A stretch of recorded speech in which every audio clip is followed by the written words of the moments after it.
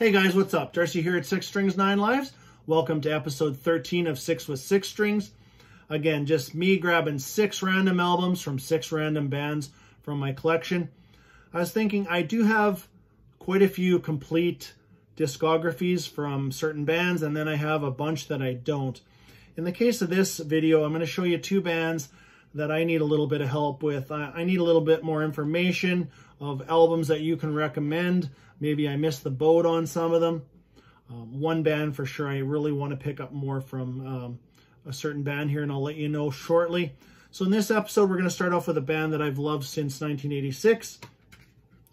That is Flotsam and Jetsam. This is their second overall studio album from 1988 called No Place for Disgrace.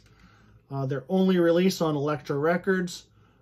This is a thrasher piece. If you've never heard this album, go check it out. I won't tell you if this is my favorite from this band. I would like to do a ranking of their discography. Hopefully I'll do that soon, but that's for another video. Anyways, this isn't even the album I want to talk about. The one I want to talk about is No Place for Disgrace 2014. So they went ahead and re-recorded their own album. These guys were trying to get the master tapes from Elektra Records, secure the rights to their own music.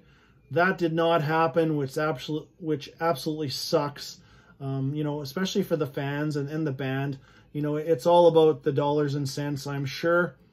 But anyways, they went and re-recorded their own album. They did a great job.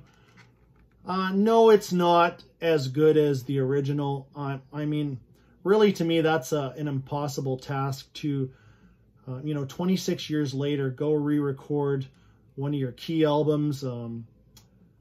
They did a good job, but I prefer the original.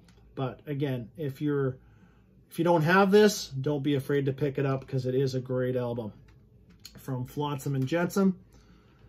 Still going to this day. And their career has been great. Thrash elements, US straight power metal, some progressiveness in some of their music too. Great career, great band. Next up is a band that I am digging for a little bit of information for sure. This album I'll show you is my introduction to this band, and it is Riot, Born in America.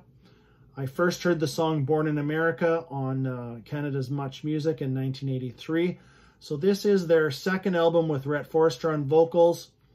I only own 4 Riot albums, and I just kind of need a little bit of help of what to pick up next. And the albums I do own are Narita, Fire Down Under, and Restless Breed, and this one, Born in America. Just a great album. Love it. Whatever I have from Riot, I like all 4 albums. They're great. I just need to put a few more Riot in my collection. So again, I appreciate the recommendations. Let me know what to pick up. But great album. Like I said, the song Born in America, fantastic. Check out the song You Burnin' Me, Running from the Law, and probably my second favorite track on this album is called Gunfighter. So check out some Riot if you haven't, and let me know what more I can check out from Riot. All right, let's go with, next we're going to go with a band that I definitely feel should be mentioned in the thrash world. They had a couple albums come out in the early 80s, then they went away for a long time. They probably reformed in about 2011, put out their 3rd album in 2012. But today I'm going to show you their 5th overall studio album from 2019 from Germany's own Exumer. This is just killer thrash. If you haven't heard this, go check it out. Or if you haven't heard anything from Exumer, I highly recommend them. Go check them out. This is released on Metal Blades, like I said, Metal Blade Records in 2019. Check out the songs Hostile Defiance, Carnage Rider, and my favorite track on here is called Dust Eater. This is clocks in at about 35 to 37 minutes of just non-stop thrash. I think if you like your thrash, you're going to love this, so check it out. Next up, let's go Here's a band that I only have about a year under my belt. One second. But in that year, I've literally absorbed pretty much everything they've came out with. They are part of what you would call the new wave of traditional heavy metal. And I'm talking about the band Ram. This is their third overall studio album called Death from 2012. Yeah, if you like your traditional metal, you're going to love this. They don't have a weak album. They just don't. And I got into them very quickly. Once I heard one album, I had to have the next album. I had to have the next album. I do have it on vinyl here, so I'll show you that. Yeah, if you like your twin guitar attack and those twin lead solos, these guys have it all. The vocals are awesome. There's the back. So this was released on Metal Blade Records in 2012. Check out the songs. Let's go with I Am the End, Release Me, absolutely killer song. A couple more of my favorites, Under the Scythe, and probably my favorite track on this album is called Flame of the Tyrants. Check out that video on YouTube. It's like watching an old school, you know, kind of like a Mad Max mixed with just old school metal video. You'll enjoy it. Check out some Ram for sure if you haven't. Next up, we're gonna, let's see, we did 1, 2, 3, 4. Okay, so we got 2 left here to go. Just make sure I'm on track. Here's a band that I absolutely know, legendary band.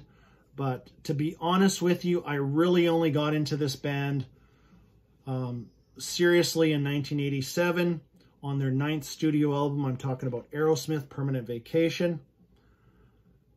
Prior to that, I do own the album Done with Mirrors. There's a few decent tracks on that I really enjoy. But this is really, you know, the time in my life, 1987. So I was grade 12, high school, graduating, but we played the shit out of this album. And the next ones to come for sure with Pump and Get a Grip. Even 9 Lives is a good album. But the bulk of what I listened to of Aerosmith was a 10-year period, 87 to 97, you know, or as early as 1985. So to be honest with you, I know all the key hits prior to that on their first 8 albums. But other than that, I don't know the full albums, and I just never got into early Aerosmith for some reason. I don't dislike it. I just really never sampled many of those full albums. Like I said, I know all the, you know, the Dream On and all that kind of stuff, but, you know, I know there's probably some killer tracks on some of those albums, and I probably should check them out. But here is the my original CD. Not much you can say about this album. If you're around my age, this might even be one of your close to introductions to Aerosmith. But, you know, this album, like I said, Pump, Get a Grip, absolutely massive mainstream hits for these guys. And this is probably the most key album from Aerosmith, me personally. So, but let me know, are you a fan of their earlier work, or are you a fan of, you know, kind of this era? Let me know in the comments.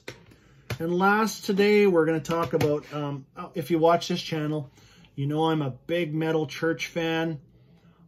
Love David Wayne, love Mike Howe. And there is a connection there. When David left Metal Church, Mike Howe came over from the band Heretic, and David basically went over to that band. They did have a different name, Reverend, which is the band I'm going to show you today. But always been a fan of David and Mike Howe. They're both fantastic. But my favorite Metal Church album still to this day is The Dark with David's vocals. And it wasn't until a couple of years ago that I picked up these 2 albums. I honestly lost track of David and what he was doing. But glad to have these albums in my collection. I'll just show you one today. This is the 2nd overall studio album from Reverend called Play God. This is a Dive Bomb reissue. which if you don't know much about Dive Bomb, they do fantastic reissues and they sound great. I think that one, yeah, this one's actually in the CD player. But if you're a fan of those first two Metal Church albums, this is right up your alley. Don't even hesitate, pick them up. There's this one called Play God, which also includes the live EP. And the other one I have is their first studio album called World Won't Miss You, which also includes their EP. So basically between this album and the other one, you got all your bases covered with Reverend. I don't know if they had anything else out after that. No, maybe they did, not that I'm aware of anyways. But yeah, killer stuff. There are some screams and screeches, just classic David Wayne. This is right in the vein of Metal Church. So like I said, if you're a Metal Church fan, you're going to like this. It might even be more powerful at times than some of the stuff Metal Church has done. But like I said, that part doesn't matter. It's just really good metal. So check out some Reverend if you haven't. Definitely let me know in the comments. You know, are you big on those 70s Aerosmith albums? Am I totally oblivious and need to check out some of that? Riot, definitely a band I want to add more to my collection. Let me know where to go next. And I would really appreciate that. And until next time, stay heavy.